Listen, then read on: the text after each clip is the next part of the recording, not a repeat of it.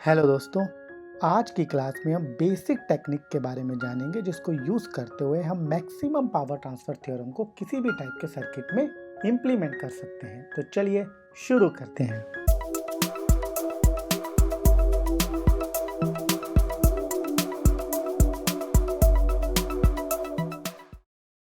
तो चलिए दोस्तों, आज हम बेसिक टेक्निक को स्टडी करते हैं जिसको यूज़ करते हुए हम मैक्सिमम पावर ट्रांसफ़र थ्योरम को किसी भी टाइप के सर्किट में इम्प्लीमेंट कर सकते हैं। Okay, maximum power transfer theorem को अगर मैं डिस्ट्रीब्यूट करूं, उसकी इम्प्लीमेंटेशन को अगर मैं डिस्ट्रीब्यूट करूं तो तीन केसेस में मैं उसको क्लासिफाई कर सकता हूं। केस वन में हमने स्टडी किया था maximum power transfer theorem for DC circuit. यहाँ पे हमने दो केसेस को जाना था जब हमारा लोड जो आरएल था वो वेरिएबल था, और सेकंड केस में हमने जाना था जो हमारा लोड था वो फिक्स था। इससे रिलेटेड हमने डिटेल डिस्कशन करी थी अपने लेक्चर में। सिमिलरली हमने मैक्सिमम पावर ट्रांसफर थ्योरम का केस टू में इंप्लीमेंटेशन करी थी मैक्सिमम पावर ट्रांसफर थ्योरम की इन एसी सर्किट में। यहाँ पर भी हमने दो केसेस को स्टडी किया था। पहला केस जब हमारा जेडएल वेरिएबल था, और सेकंड केस जब हमारा जेडएल जो था वो लोड जो था वो रेजिस्टिव इन नेचर था। ओके, इन दोनों ही केसेस में हमारे पास जो सोर्स नेटवर्क था वो एक्टिव प्लस पैसिव एलिमेंट का कॉम्बिनेशन था, और जो हमारा लोड नेटवर्क था वो पैसिव नेटवर्क था। ओके, उसमें किसी भी तरह का वोल्टेज सोर्स और करंट सोर्स नहीं था। Load network is purely passive in nature in both of the cases. So suppose कीजिए आपको एक ऐसा सर्किट दिया जाता है जिसमें लोड जो है हमारा वो वेरिएबल है, प्लस उसमें कुछ एक्टिव सर्किट एलिमेंट्स है लाइक वोल्टेज सोर्स और करंट सोर्स। तब आप कैसे मैक्सिमम पावर ट्रांसफर थ्योरम को इम्प्लीमेंट करेंगे? यहाँ पर आप जो टेक्निक हमने केस वन और केस टू में डीसी सर्किट एनालिसिस में और एसी सर्किट एनालिसिस में यूज की थी, उन टेक्निक का यूज नहीं कर सकते। तब हम केस थ्री को यूज करते हैं।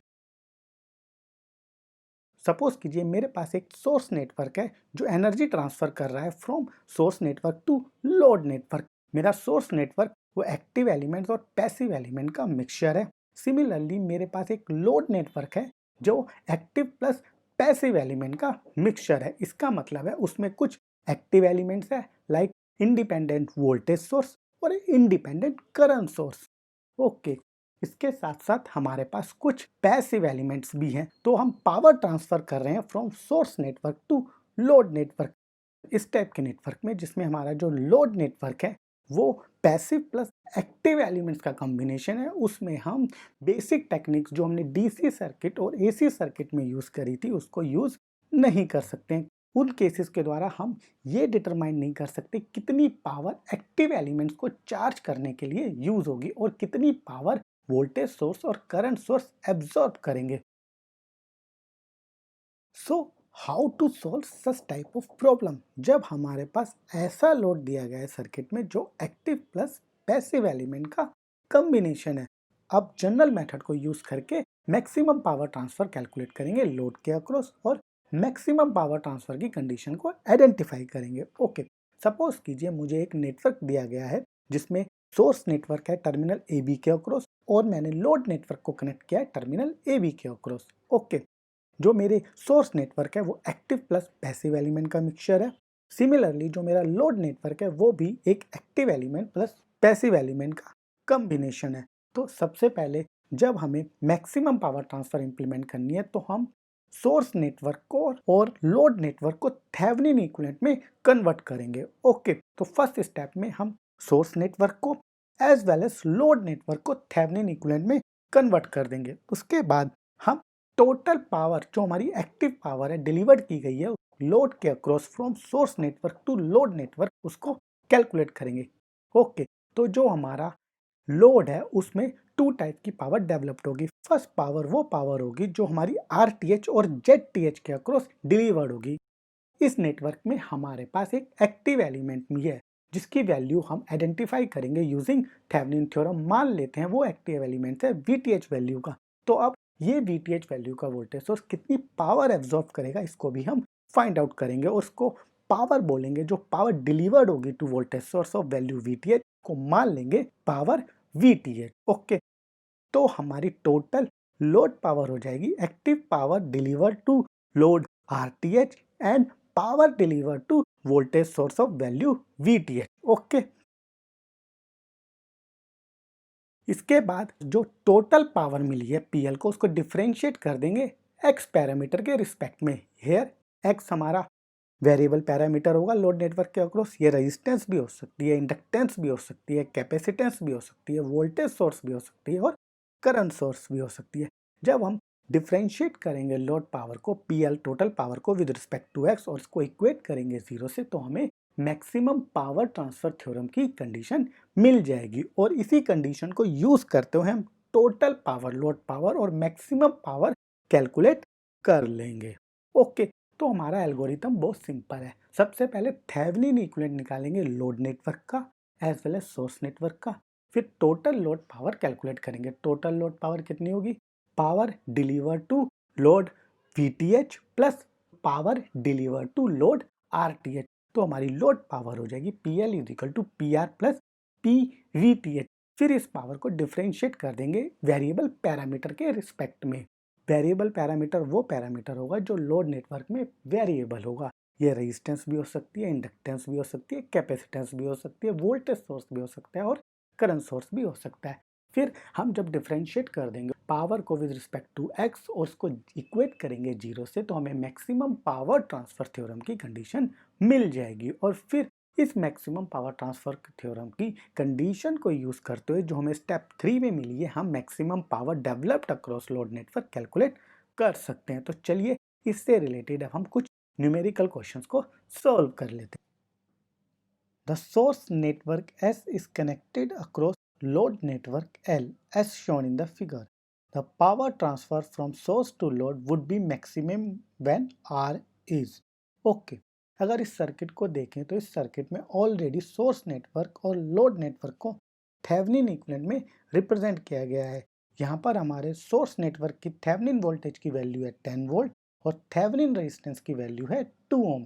सिमिलरली जो हमारा लोड नेटवर्क है उसमें थेवेनिन रेजिस्टेंस की वैल्यू है 3 वोल्ट और थेवेनिन रेजिस्टेंस की वैल्यू है R। और यहाँ पर जो हमारा लोड में वेरिएबल पैरामीटर X है वो रेजिस्टेंस R है। ओके, तो हमें रेजिस्टेंस R की मैक्सिमम वैल्यू फाइंड आउट करनी है, जिसके कारण मैक्सिमम पावर ट्रांसफर होगी from source network to load network. Okay, और हमने अपने एल्गोरिथम में जाना था कि सबसे पहले हमें सोर्स नेटवर्क को और लोड नेटवर्क को थेवेनिन इक्विवेलेंट में रिप्रेजेंट करना होता है। यहाँ पर सोर्स नेटवर्क और लोड नेटवर्क दोनों ही थेवेनिन इक्विवेलेंट में दिए गए हैं। तो चलिए अब हम PR और PVTH अक्रॉस लोड कैलकुलेट करते हैं। ओके, इस सर्किट में बताइए करंट I कितना हो जाएगा? Net resistance of this network क्या है? 2 + R और नेट पोटेंशियल डिफरेंस क्या है? 10 - 3।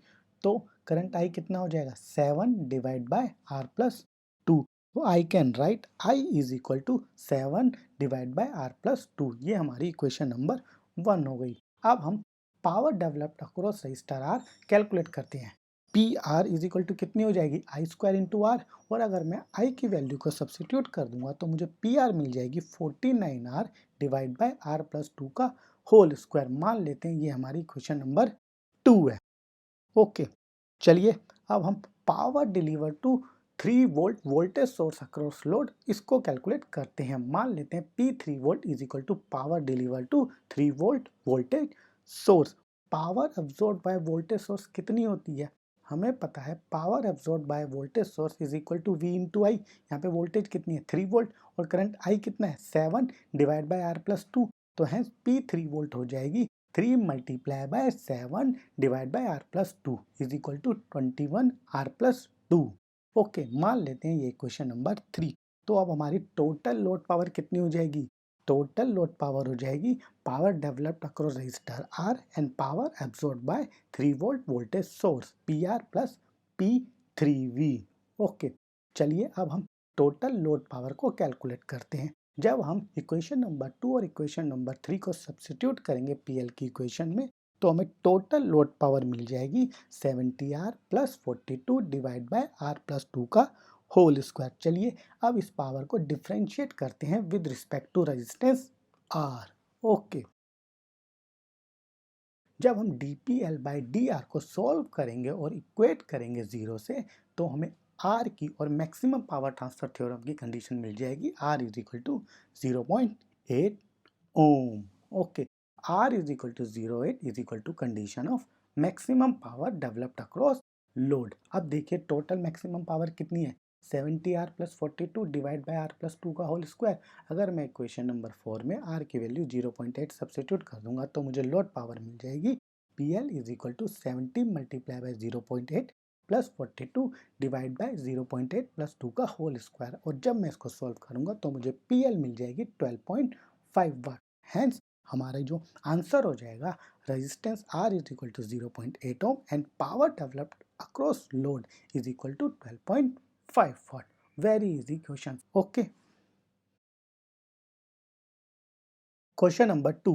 Assuming both the voltage sources are in phase, the value of R for which maximum power is transferred from circuit A to circuit B is. इस question को gate 2012 में ECE electrical और instrumentation के paper में पूछा गया था 2 marks में। अगर आप गेट 2012 का पेपर देखें तो वो पिछले 10 सालों में सबसे टफेस्ट पेपर था और ये क्वेश्चन भी काफ़ी ट्रिकी था। तो चलिए इस क्वेश्चन का सोल्यूशन देख लेते हैं। ओके, यहाँ पे हमारा सोर्स नेटवर्क है सर्किट ए और हमारा लोड नेटवर्क है सर्किट बी। हमारे पास जो सोर्स नेटवर्क सर्किट ए है वो ऑलरेडी थेवेनिन इक्विवेलेंट में रिप्रेजेंट किया गया है। यहाँ पर सोर्स नेटवर्क के अक्रॉस थेवेनिन वोल्टेज की वैल्यू है 10 वोल्ट और थेवेनिन रेजिस्टेंस की वैल्यू है 2 ओम। अब हमें सर्किट बी के अक्रॉस थेवेनिन वोल्टेज और थेवेनिन रेजिस्टेंस की वैल्यू को आइडेंटिफाई करना है। ओके, तो चलिए अब हम सर्किट बी और लोड नेटवर्क का थेवेनिन इक्विवेलेंट फाइंड आउट करते हैं। ओके, तो चलिए VTH फाइंड आउट करते हैं। तो हमारे जो लोड नेटवर्क में VTH क्या हो जाएगी, VTH is the voltage across minus J1 ohm capacitor. अब देखिए जो रेजिस्टेंस R है जो वेरिएबल इन नेचर है उसके अक्रॉस कोई भी करंट फ्लो नहीं करेगा क्योंकि टर्मिनल AB जो है वो ओपन सर्किट है। तो नेट वोल्टेज जो होगी वो डेवलप्ड होगी माइनस J1 ओम के कैपेसिटर के अक्रॉस और यही वोल्टेज नेट अपेयर हो जाएगी टर्मिनल AB के अक्रॉस। तो मैं बोल सकता हूँ VAB is equal to open circuit voltage is equal to 3 volt. तो हमारी थेवेनिन वोल्टेज हो जाएगी VTH is equal to 3 volt. Okay, तो चलिए अब हम RTH को फाइंड आउट करते हैं।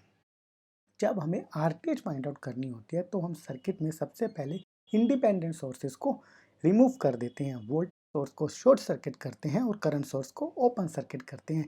यहाँ पर सर्किट बी में और लोड नेटवर्क में 3 वोल्ट का वोल्टेज सोर्स है। तो चलिए इसको शॉर्ट सर्किट कर देते हैं। तो जब हम शॉर्ट सर्किट करेंगे तो जो माइनस J1 ओम का कैपेसिटर है वो शॉर्ट हो जाएगा। तो हमारी RTH और RAB कितनी हो जाएगी, हमारी थेवेनिन रेजिस्टेंस हो जाएगी R के बराबर। और हमारा जो सर्किट भी था उसको कन्वर्ट कर लिया थेवेनिन इक्विवेलेंट में जिसकी थेवेनिन रेजिस्टेंस हो गई R और थेवेनिन वोल्टेज हो गई 3 वोल्ट। ओके, तो चलिए अब सर्किट को रीड्रॉ कर लेते हैं with respect to their Thevenin equivalent. अब हमें रेजिस्टेंस R की वो वैल्यू फाइंड आउट करनी है जिसके कारण मैक्सिमम पावर ट्रांसफर होगी from circuit A to circuit B. Okay, इस सर्किट में बताइए करंट I कितना हो जाएगा। Net resistance of this network क्या है 2 प्लस R और नेट पोटेंशियल डिफरेंस क्या है 10 माइनस 3। तो करंट I कितना हो जाएगा 7 डिवाइड बाय R प्लस 2। अब बताइए PR is equal to power deliver to R कितनी हो जाएगी I स्क्वायर इंटू R। और जब हम I की वैल्यू क्वेश्चन नंबर 1 से सब्सिट्यूट करेंगे तो मुझे PR मिल जाएगी 49R divide by R plus 2 का होल स्क्वायर। अब बताइए power absorb by 3 volt voltage source across load network और इन सर्किट भी कितनी हो जाएगी 3 मल्टीप्लाई बाय I। तो मैं P 3 वोल्ट लिख सकता हूँ 3 मल्टीप्लाई बाय I और जब इसमें मैं I की वैल्यू को सब्स्टिट्यूट करूंगा तो मुझे P 3 volt is equal to power deliver to 3 volt मिल जाएगी 3I is equal to 21 divide by R plus 2। तो हमारी टोटल लोड पावर कितनी हो जाएगी 2 plus 3 is equal to PR plus P 3 volt. जब मैं इक्वेशन नंबर 2 और इक्वेशन नंबर 3 की वैल्यू को सब्स्टिट्यूट कर दूंगा PL में तो मुझे PL मिल जाएगी 70R plus 42 divide by R plus 2 का होल स्क्वायर। तो चलिए अब PL की इक्वेशन को डिफरेंशिएट कर देते हैं विद रिस्पेक्ट टू R। जब हम DPL बाय DR को सॉल्व करेंगे और इक्वेट करेंगे 0 से तो हमें R की और मैक्सिमम पावर ट्रांसफर थ्योरम की कंडीशन मिल जाएगी R is equal to 0.8 ohm. Okay, R is equal to 0.8 is equal to condition of maximum power developed across load. अब देखिए टोटल मैक्सिमम पावर कितनी है, 70R plus 42 divide by R plus 2 का whole square. अगर मैं equation number 4 में R की value 0.8 substitute कर दूंगा तो मुझे लोड पावर मिल जाएगी PL is equal to 70 multiply by 0.8 plus 42 divide by 0.8 plus 2 का होल स्क्वायर। और जब मैं इसको सॉल्व करूंगा तो मुझे PL मिल जाएगी 12.5 वाट। हैंस हमारा जो आंसर हो जाएगा resistance R is equal to 0.8 ohm and power developed across load is equal to 12.5 watt. Very easy question. Okay.